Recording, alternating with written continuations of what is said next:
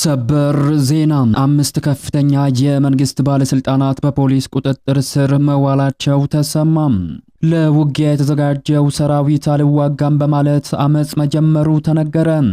የአክብሮት ሰላምታችን በያላችሁበት የዓለም ዳርቻ ሁሉ ይድረሳችሁ። የተወደዳችሁ የኢትዮ ፖስት ሚዲያ ቤተሰቦች እንደምን አላችሁ? አዳዲስና ወቅታዊ ሰበር መረጃዎችን ይዘንላችሁ መጥተናል። በቅድሚያ አበይት ነጥቦቹን በማስተዋወቅ እንጀምራለን። አምስት ከፍተኛ የመንግስት ባለስልጣናት በቁጥጥር ስር መዋላቸው ተሰምቷል። ገዢው የብልጽግና ፓርቲ ሰባተኛውን ሀገር አቀፍ ምርጫ ባሸነፈበት ማግስት ከሙስናና ብልሹ አሰራር ጋር በተገናኘ ጠንካራ እርምጃ እንደሚወስድ ባስታወቀበት ማግስት በርካታ ባለስልጣናትን ከስልጣን ማስወገድ መጀመሩን ተገልጿል።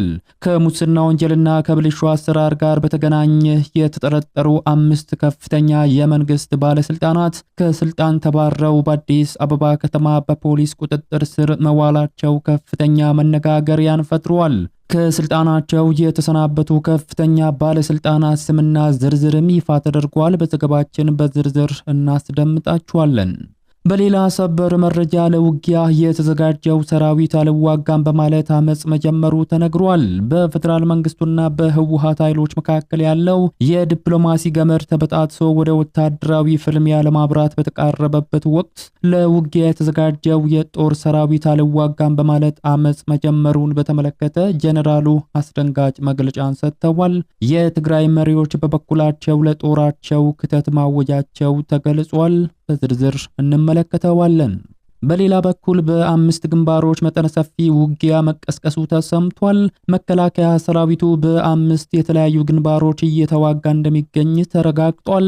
ፋኖና የኦሮሞ ነጻነት ሰራዊት በጋራ በመሆን የመንግስት ኃይሎች ላይ ከባድ ውጊያ መክፈታቸው የተሰማ ሲሆን በአማራ ክልል በጎጃም ደጋዳሞት ኮሎኔሎችን ጨምሮ በርካቶች የተገደሉበት የሞት ሽረት ውጊያም ተከፍቷል። ከምርጫው መጠናቀቅ በኋላ መንግስት በታጣቂዎች ላይ መጠነ ሰፊ ወታደራዊ ዘመቻ ከፍቷልም ተብሏል። በዝርዝር እንመለከተዋለን። በሌላ ሰበር ዜና አሜሪካ ኢራንን መደብደብ መጀመሯ ተሰምቷል። ለሳምንታት ረገብ ብሎ የነበረው የአሜሪካና የኢራን ፍጥጫ ምሽቱን ወደ ከባባድ የአየር ድብደባዎችና ቀጥተኛ ጦርነትም ተቀይሯል። አሜሪካ በኢራን እምብርት ላይ ከባድ ጥቃት ስትፈጽም፣ ኢራን በበኩሏ ለአሜሪካ የህልውና አደጋ የሆነውን አስደንጋጭ ያጸፋ እርምጃ መውሰዷን አውጃለች። ሌላኛው በዝርዝር የምንመለከተው መረጃችን ነው። እነዚህንና ሌሎች በርካታ መረጃዎች በዚህ ሰዓት የመረጃ ጊዜ ወደ እናንተ እናደርሳለን። እንደተለመደው ይህንን ቪዲዮ ላይክ እና ሼር በማድረግ ጀምሩት። ሀሳብ አስተያየቶቻችሁን በኮሜንት መስጫ ላይ በመጻፍ አብሮነታችሁን ግለጹልን። አሁን ወደ ዝርዝር መረጃዎቹ እናምራ። በቅድሚያም ለውጊያ የተዘጋጀው ሰራዊት አልዋጋም በማለት አመጽ መጀመሩ ተነገረ። በፌደራል መንግስቱና በህወሓት ኃይሎች መካከል ያለው የዲፕሎማሲ ገመድ ተበጥሶ ወደ ወታደራዊ ፍልሚያ ለማምራት በተቃረበበት ወቅት ለውጊያ የተዘጋጀው የጦር ሰራዊት አልዋጋም በማለት አመጽ መጀመሩን በተመለከተ ጀነራሉ አነጋጋሪ መግለጫን ሰጥተዋል። የትግራይ መሪዎች በበኩላቸው ለጦር ኃይላቸው ክተት ማወጃቸውም ተገልጿል። ቀደም ሲል በትግራይ ኃይሎች ውስጥ ከፍተኛ ወታደራዊ አመራር የነበሩት ሌተናል ጀነራል ጻድቃን ገብረትንሳኤ ቲዲኤፍ በሚል የሚጠራው የታጠቀው የጦር ኃይል ዳግም ወደ ጦርነት ላለመግባት በመሸሽ ላይ እንደሚገኝና አልዋጋም በማለት አመጽ መጀመሩን ተናግረዋል።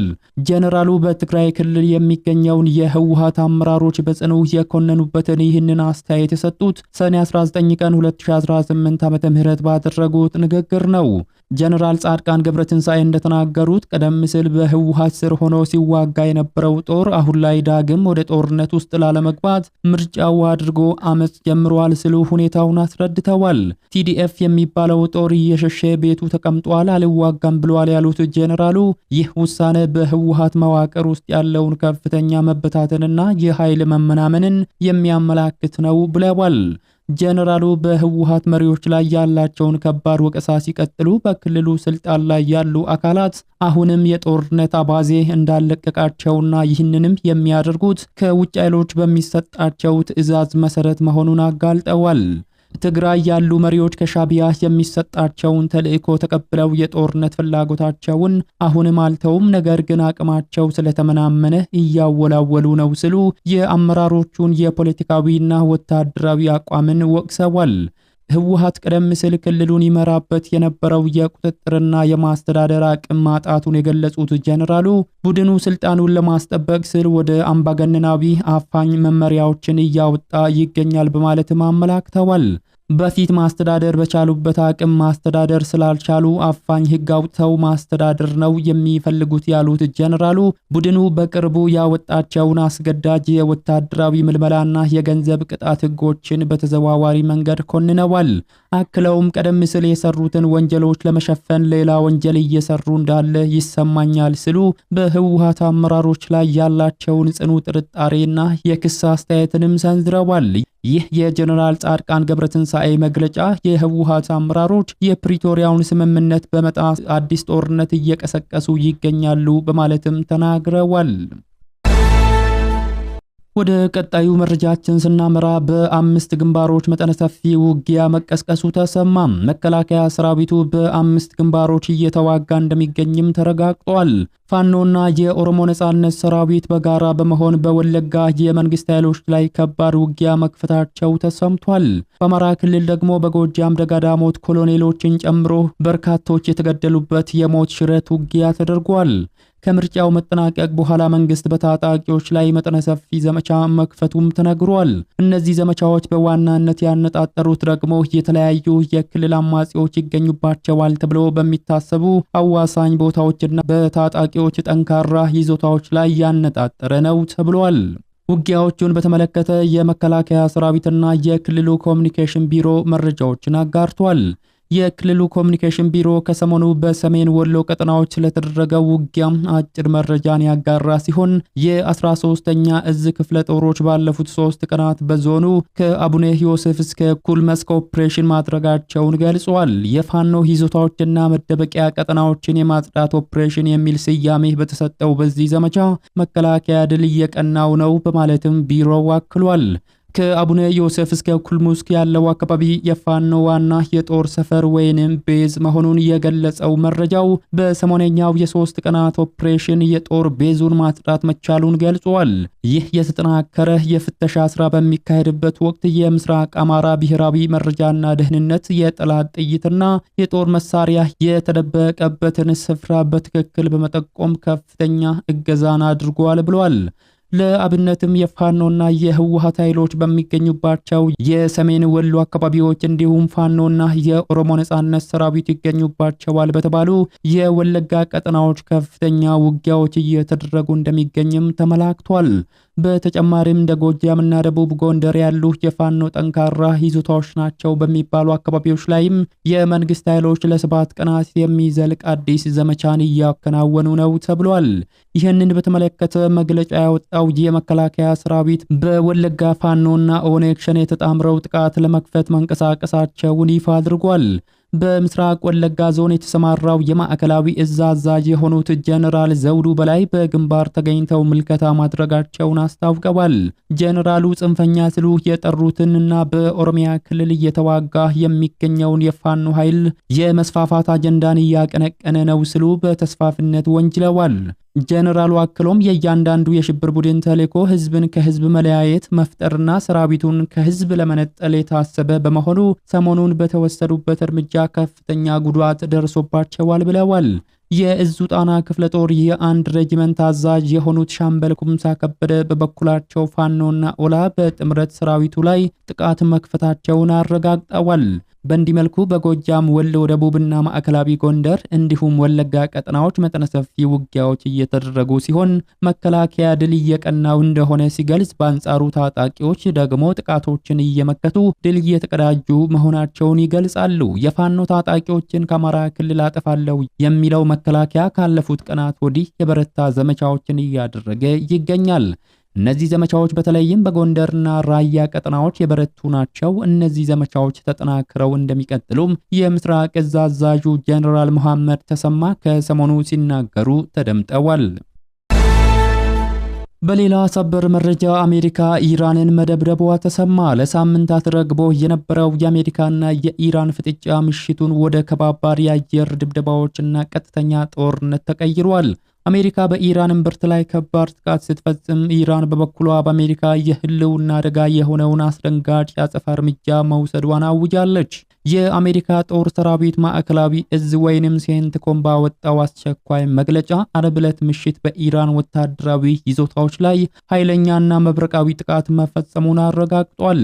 የአሜሪካ ጦር ያነጣጠረው በኢራን የውስጥ ክፍል በሚገኙ የሚሳኤልና የድሮጋን ማከማቻዎች እንዲሁም የባህር ጠረፏን በምትቆጣጠርባቸው ቁልፍ የራዳር ማዕከላት ላይ ነው ተብሏል። አሜሪካ ይህንን እርምጃ የወሰደችው የኢራን ጦር ሐሙስ ዕለት አንድ ዓለም አቀፍ የጭነት መርከብ ላይ ለፈጸመችው ጥቃት አስተማማኝ ምላሽ ለመስጠት እንደሆነ ማስታወቁን ቢቢሲ ዘግቧል። የዚህ አዲስ ቀውስ መነሻ በዓለም ንግድ ላይ ትልቅ ተጽዕኖ ያለው የሆርሙዝ ወሽመጥ ነው። ኢራን ጥቃት የሰነዘረችው መርከብ ከተፈቀደው መስመር ውጪ በሆርሙዝ ወሽመጥ ለማለፍ ሲሞክር በመገኘቱ ነው ስል ድርጊቱን ገልጻለች። ነገር ግን አሜሪካ የኢራንን ባህሪ አደገኛና ዓለም አቀፍ የተኩስ አቁም ስምምነቱን የጣሰ ስትል ፈርጀዋለች። ለወራት ተዘግቶ የቆየውና በሁለቱ ሀገራት ስምምነት ተከፍቶ የነበረው የሆርሙዝ ወሽመጥ አሁን በድጋሚ ወደ ከባድ የተኩስ ማዕበልም ተቀይሯል። የኢራን እስላማዊ አብዮታዊ ዘብ ወዲያውኑ በሰጠው መግለጫ ቁጣውን ገልጿል።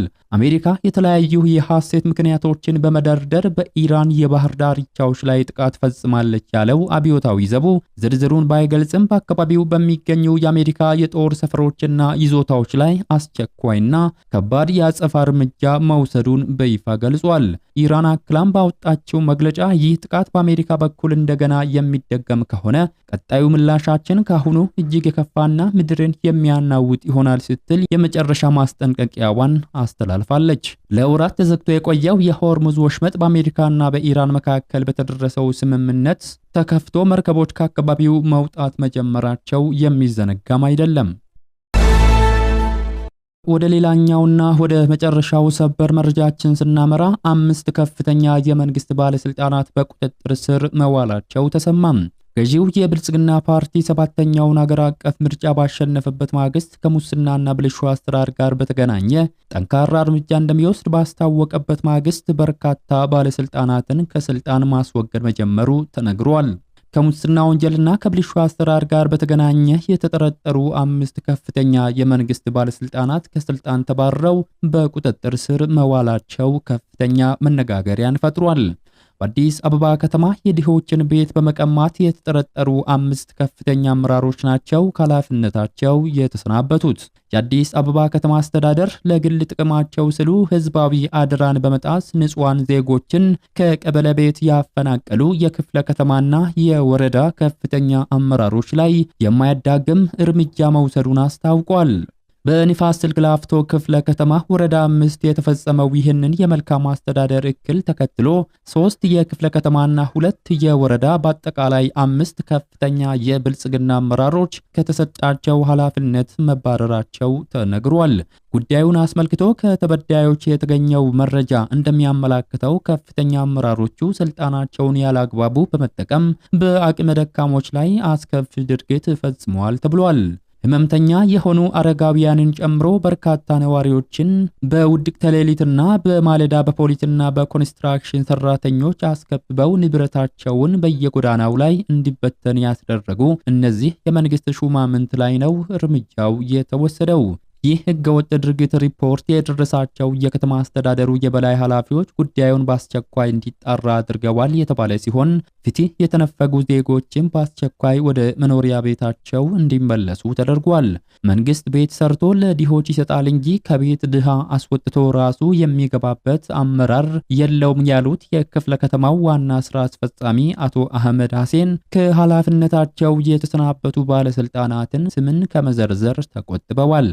አቶ አህመድ አክለውም በጥፋተኞቹ ላይ አስተዳደራዊ እርምጃ መወሰዱንና ተጠያቂነትን የማረጋገጥ ስራ ወደፊትም እንደሚቀጥል በቁርጠኝነት ተገልጿል። በከንቲባ ጽሕፈት ቤት የመልካም አስተዳደር ቅሬታና አቤቱታ ዘርፍ ኃላፊ የሆኑት አቶ አባይነህ አመርጎ በበኩላቸው ህብረተሰቡ መሰል የመልካም አስተዳደር ጉድለቶች ሲያጋጥሙት ለከተማ አስተዳደሩ ጥቆማ በመስጠት ተገቢውን እገዛ ሊያደርግ ይገባል በማለትም አሳስበዋል።